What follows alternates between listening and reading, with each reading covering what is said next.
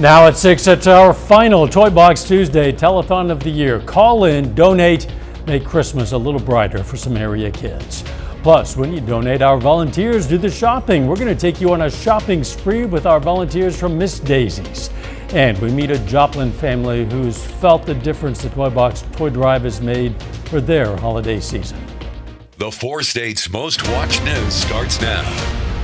The phone lines are open. It's your chance to make this Christmas a little brighter for area kids. Volunteers from Equity Bank are manning the phones right now for our Toy Box Tuesday telethon. They're waving at you. Why don't you get them busy, make them pick up some phones. You simply call the number on your screen, make a monetary donation, and every single dime you give will go directly to buying toys for local kids in need. You can also make an online donation by going to our website, KOAMnewsnow.com/toybox. This is the last day, in fact, our last 30 minutes of our Toy Box campaign for 2025, so please call right now. This is KOAM News. I'm Dow Quick. We're going to have more on our Toy Box Tuesday telethon a little bit later, but first, here's tonight's top story. The city of Joplin says Hopeful Bites is violating city ordinances by obstructing a public sidewalk, calling it a safety and access issue. In a notice sent this week, the city says it supports the group's mission, distributing food to the hungry, but wants the outreach moved to a more suitable location. Officials say several downtown shelters have offered to host the group, or the city says it can accommodate them in a designated area of the parking lot behind City Hall. The city also raised concerns about food safety, saying some operations might require a health permit depending on what's being served. We're going to have a lot more on this story for you tonight on KOAM News at 10. Right now, though, let's check in with meteorologist Austin Stantz for our first look at the weather. Yeah, thanks, Dow. Taking a look over the last 36 hours, take a look at your screen here. Temperatures have gone up from 24 degrees on 6 a.m. at Monday to 10 a.m. here on Tuesday. We were at 49, nearing 60 degrees for today. Current temperatures right now where we're sitting, temperatures at 50 degrees, a comfortable evening as you're commuting home this evening. We'll see the winds out of the south right around 9 miles per hour. As I mentioned, across the region, we're still seeing those winds out of the south, keeping these temperatures mild across the 4 states right now. Anywhere from 9 to about 12, 13 degrees above where we were at this point yesterday, just 24 hours ago. We do have some changes in the forecast, though. We're going to be talking about the chances of some precipitation as we head into Thursday. I'm going to have all those details coming up in my full forecast. While we have a mild midweek coming up, I'm tracking those showers. We're also going to talk about a potential winter warm-up. All that is coming up. And Austin, we'll see you in a few. Again, the Toy Box Tuesday telethon is underway right now. You call in, you donate. Our Toy Box volunteers will shop for brand new toys for some area families this Christmas season. A familiar face at the phone bank is KOAM's Tanya Bach. Tanya, how's it going? Well, Dow, the phones have just started ringing this half hour, but they're not ringing fast enough. And remember, every donation, whether it's $5 or $500, counts. And we want to give a special thank you to some that called in during our 5 o'clock hour. Jesse Haynes from Crawford County donated $100. Deborah and Everett Carell from Pittsburgh donated $200, and Kenneth and Brenda from Chanute donated $25. Again, the number to call, 888-620-4869. You call and donate, and we do the shopping for you. Back to you, Dow. All right, Tanya, thanks. Miss Daisy Home and Decor have been out filling the shopping carts with Christmas cheer. They've been shopping for teen boys and girls, and also any toy box they know 4 State kids would love, from Legos to stuffed animals and everything in between. Miss Daisy's Home and Decor, they love to give back. Oh, it's so fun. It really is a good time. And, you know, it is harder than you think because you have to think, oh, would I like this? Or would such and such like this? But it's so fun. Again, every single donation you give will bring light to a child on Christmas morning. Now, thanks to KOAM's Toy Box campaign, a lot of underprivileged children will be able to have a gift this holiday season. KOAM's Skinny Foreman introduces us to a Toy Box family in Joplin who appreciate the generosity of the community. This Christmas, 4-year-old Lonnie has at least one item on his wish list. Got these bagels at Christmas. I got my dad's truck at my campus, another dog truck at my Christmas, and drive it all the way home. But even a Lego dump truck wasn't always a guarantee for Taylor Romero and her family due to financial struggles. My husband had lost his job, and then it took us a little minute to find another one and get back on our feet. And I'm in college full-time, so on top of that, raising 3 kids and trying to have a job and be in college full-time is harder than it seems. Thanks to Taylor's friend, she got connected with Toy Box, which is paving the way for a Christmas they can all remember. We've been, unfortunately, in a very bad financial situation, so honestly, they're the reason that my kids can have Christmas this year, which is definitely a joy for all of us, especially the littles. And after not always having a Christmas she could dream of, she's thankful for all the support during the season of giving. My kids wouldn't have Christmas this year, and he's at an age where he can actually remember it now. And I remember that there were times where we couldn't necessarily afford a grand special Christmas, and having the kindness of others to kind of help us through that really made my childhood better and different. In Joplin, Kenny Foreman, KOAM News. Taylor is encouraging everyone to donate to the Toy Box campaign in order for more children to have a present under the tree in addition to their own. Our phone bank volunteers are taking your calls for our Toy Box Tuesday telethon. They're pretty busy. If you get a busy signal, hang in there. We are going to get to you. We're going to check in with Tanya Bach at the phone bank when we come back. Our Toy Box Tuesday telethon is underway right now, and we've got volunteers from Equity Bank in Pittsburgh handling the phones, as you can see, ready to help you make your donation. You could make Christmas a little brighter for some area kids this holiday season. Now, I'm joined now with Jennifer Trissler from Equity Bank. And Jennifer, thank you once again for being a partner with the KOAM Toy Box. It's our pleasure to be able to do it. Now, you've been doing this with us for years. Why do you guys always continue to choose to be partners with Toy Box? It's one of the things that we look forward to most as like a team building, because we love to raise money throughout the year at the bank, and then we save that, and then whenever it's our time to answer the phones, and then just go picking out the toys that's hot for the kids, and we know that we help so much in our community. That's kind of what keeps us coming. We look forward to it. And that's one of the great things about this program is that everything you donate stays right here in the 4 states, and it goes to kids in our area. What are some of the special things that you guys have been shopping for when you were shopping for the kids this year? Oh, goodness. Put you on the spot here. I don't know, but I did notice the price increase on a lot of things. So what we felt we got last year, it was cut back because of the cost. So, yeah. Well, it's even more of a reason to donate. Call in and make that donation count, because, toys cost twice as much as they used to. So, Jennifer, thank you so much. Thank you. Well, the number to call again, 888-620-4869. You call and donate, and we do the shopping for you. Back to you, Dal. All right, Tanya, thank you so much. A little bit later, some Carthage students get a head start on their future thanks to a mock interview program.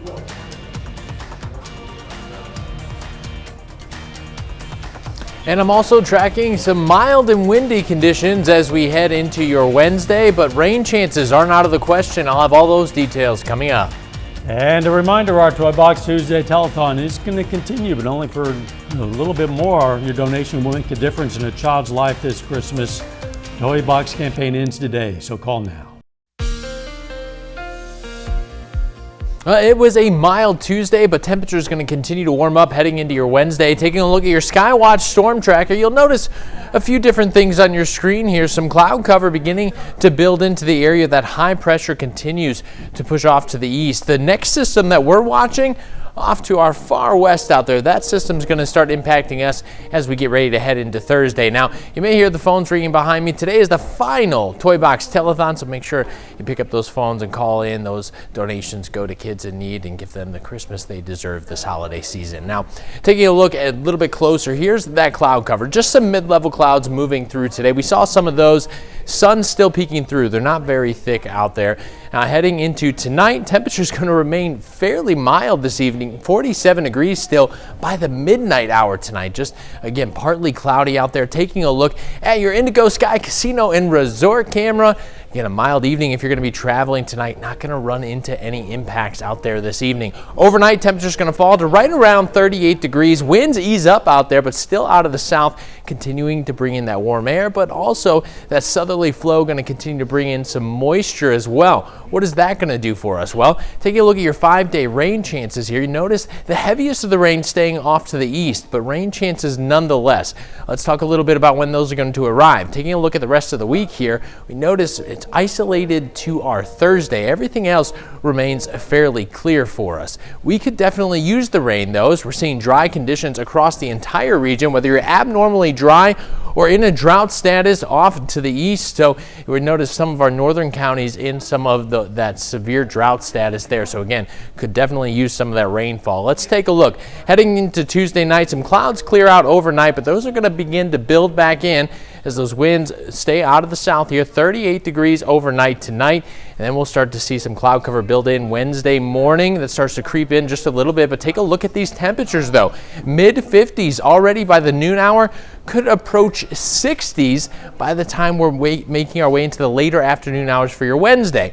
And now as the moisture moves in, a brief shower or two can't be ruled out completely for your Wednesday, but most of us going to stay dry throughout the day. It's as we start to head into the overnight hours. Notice on the far corner of your screen here, that's a cold front that begins to push in here. That's the next system that I just had told you about that we were watching is going to bring in some chances of rainfall here. That begins to move in right around that commute hour that we're waking up for your Thursday morning. So have the umbrella with you ready to go as you're headed out the door. Here by 7:30 in the morning, it's pushing off to the east. The heaviest rain staying off to the east there. Temperatures still in the 50s, but once that rain in front passes, temperatures are actually going to be on their way down for the rest of Thursday. So we'll actually likely hit our high temperature in the morning hours of our Thursday. How much rainfall in total are we going to see from this system? Not much. Even though while we could use it, it's not going to be much out there. Maybe anywhere from a quarter or a tenth to about a quarter inch of rainfall. But what we're looking at ahead though, there's not a lot of rainfall to be found, but there is warmer and mild temperatures out there. We're in the 60s by the time we reach the weekend. And as we get ready to head into the holiday season, Dow, we could be talking about the potential for some 70s if the pattern continues to hold up.